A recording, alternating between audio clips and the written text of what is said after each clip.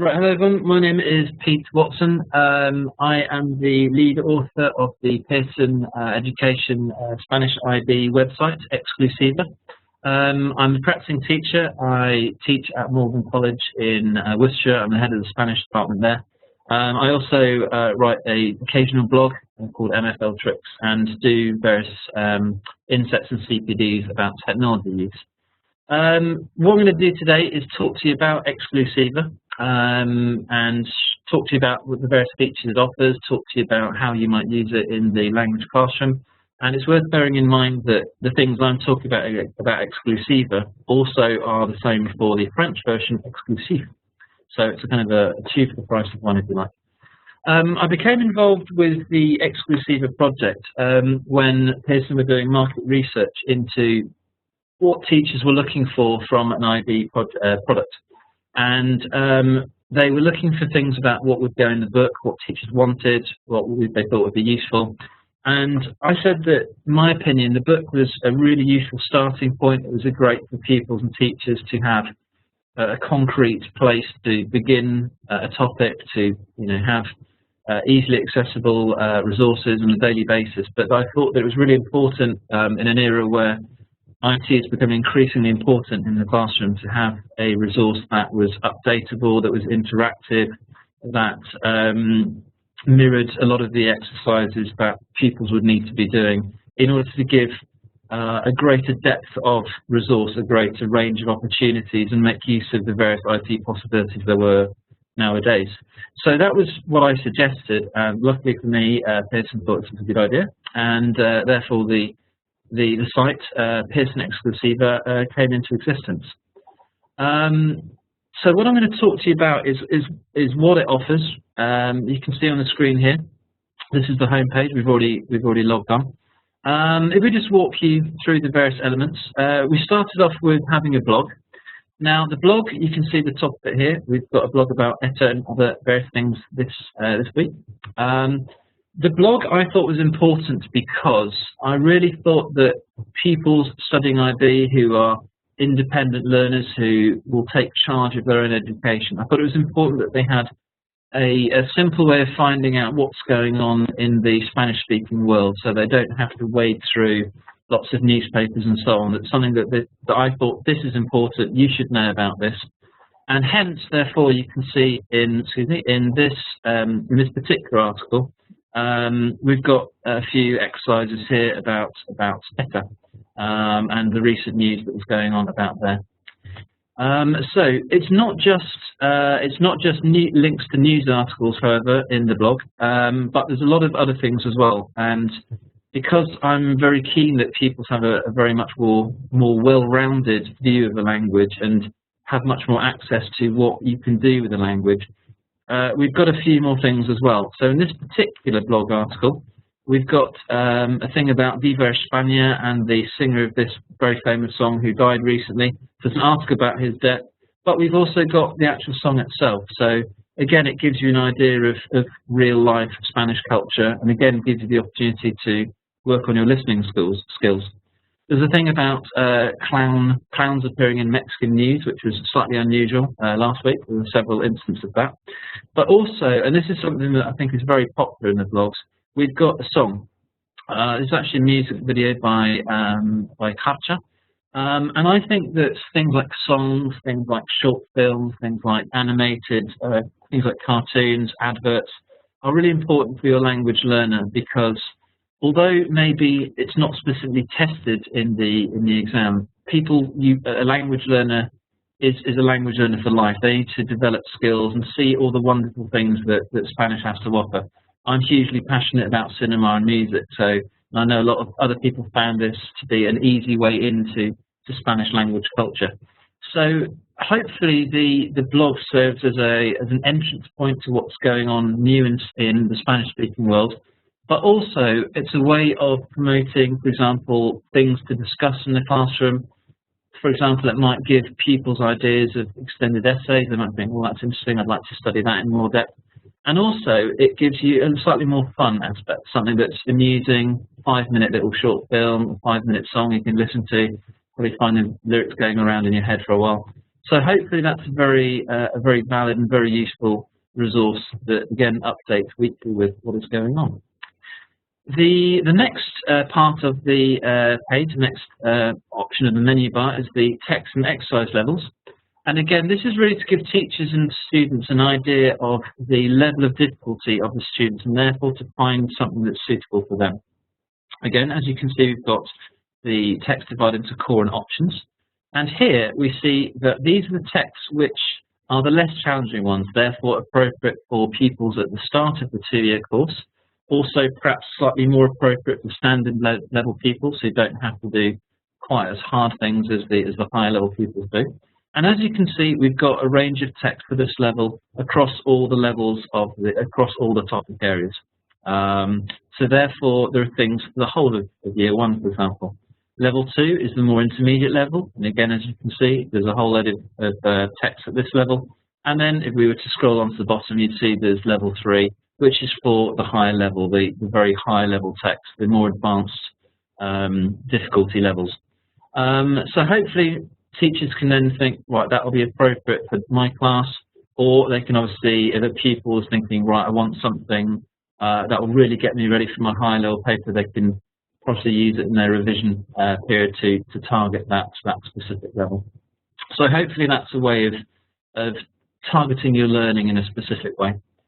Then probably the main part of the page, if you like, are the comprehension exercises themselves. We've divided these into core and options. The core topics, as hopefully you'll know, relate to the paper 1, the comprehension paper. And as you can see, again, you can go through this way. There's the various topics: communication media, global issues, social relationships, or you can just, as I do normally, just go through from here. And again, as you can see, there's a range of articles about all the little subtopics within each main topic area. And if we just click on advertising, for example, we can see that you have the source text here, and then down below we have the 2 exercises about this actual article. Each of the core topics articles will have 2 exercises for them. That's because obviously it's better to practice this in greater detail, as this is exactly what we'll be having to do. One of the things that I thought was most important about Exclusiva in order to help pupils was to make articles instantly accessible. A lot of pupils, particularly when they make the transition from their middle years program or from GCSE, find the level of language difficult. So I said, can we make it easy to learn vocab? And this is what we've come up with. If we don't know the word afamado, for example, we simply click on the word, and here we are. This is immediately what it means. We've got a couple of options depending on the context, and therefore pupils immediately can find out what words mean and don't have to spend ages looking at a dictionary or going onto a translation program, time that's wasted. And obviously, some pupils will find it difficult to access a test if they can't do this. So again, we thought this was a really useful way of learning vocabulary straight away. Once you've had a read through the article, once you've clicked on the various words you don't know and you know, maybe added the vocab to your vocab book, the exercises are down here. So we're just going to have a look at the first one. Firstly, you get an explanation of what you're going to have to do. And something that we did was actually to use the rubric of the IB, so you get used to the actual exercise types, to be the question types here as well. So that's exactly what you would find in an IB paper. This particular exercise is gap fill. For example, we might opt for presentan in this case. Let's go for se celebre in this case. And again, not just this exercise, but hopefully all the ones within Exclusiva are exercise types that you will find in the IB paper. This was again a real aim of ours. So this is useful, this is targeted, this will help you get used to the type of skills that you will need to do well in your IB exam. And again, as much as we can, we do this. Once you've gone through all the various answers, you click on Submit Test. It will ask if you're sure. I'm going to be lazy and not finish it off. And unfortunately, I only got 2 out of 9, but 2 out of 3 isn't too bad, really. It will tell you there's a few mistakes. And it will also say that you can see where you've gone wrong. So if we return now to the questions, we can see that I didn't do particularly well to start with, but then grew in confidence as we went along, managed to get 2 right. And again, presumably then you could have another go at the exercise, find another option, and work out where you've gone wrong. So they are that's the way that the question types work. I'm just trying to get back to the page here, because the screen's gone a little bit up. So I'm just going to minimize it very quickly so I can get back to it. Okay. So they're the core topics. As I said, there are 2 exercises for each of the texts that we do here. The options topics, these normally would just be tested in the speaking test, the individual oral, and also the paper 2, which is the writing paper. But we felt that it was important that there were texts for these topics as well, mostly because every teacher I know will certainly be doing comprehension exercises as well. The only difference really is that there's only one article, one exercise for each article. Something I wanted to show you was also we do have video text as well. We'll just have a quick look at this one. This one's about a ballet dancer from Argentina. And again, we thought it was really important that there were listening exercises because even though it's not specifically tested for the IB, the language learner needs to be able to listen. They'll be going abroad, watching films, listening to radio, watching television, and we felt that we needed to practice this, that people would benefit from having this resource available. And again, you can see just in this section we've got 5 videos straight away. I tend to do, or my colleague Virginia tends to do a video tech more or less once every 3 or 4 weeks, more or less. So again, these will work in the same way. We click on the link, we scroll down so you can see that, click the link to watch the video, answer the questions and submit them in the same way. And again, you'll get feedback and you can play them as many times as you want, which obviously is good practice in any case. So that's the comprehension section. And the final element really of Exclusiva and of course Exclusive are the vocabulary lists.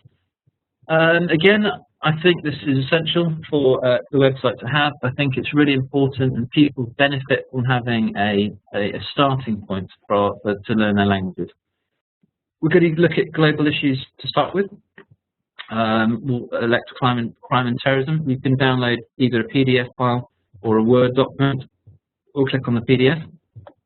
And so here is as full a list as we could come up with of the verbs you might need for this particular topic, the nouns you might need, and also the adjectives you might need. So this may be a starting point for a particular topic. You may download this, photocopy it for your pupils. They might access it, copy out the ones that they most need. The enterprising ones might, for example, create their own word exercises on the internet. But it's a useful starting point for the vocab that they're going to be studying, for the text they're going to be reading, and equally importantly, for the writing they have to do. Given what the IB writing tasks expect and speaking tasks expect, being a wide use of vocabulary and obviously vocabulary specific to the topic, I always suggest to my pupils, I say, look, get things in, use the vocab, find verbs you can get in, show that up at an early level, and the more they do that, the better they get at showing up a wide range of vocab for the topics they need. And again, if we just return quickly to the global issues one, you can see that there is a vocabulary list for all of the global issues subtopics. And if we look on the left-hand side here, we've got all of the other topics as well. We just click on leisure. There are the subtopics there in the vocabulary list. Occasionally slightly condensed where topics overlap a little bit. So how would you use Exclusiva? For me, I think it works both as a tool in the classroom, but also importantly as an individual option for the self-starter, for the independent pupils.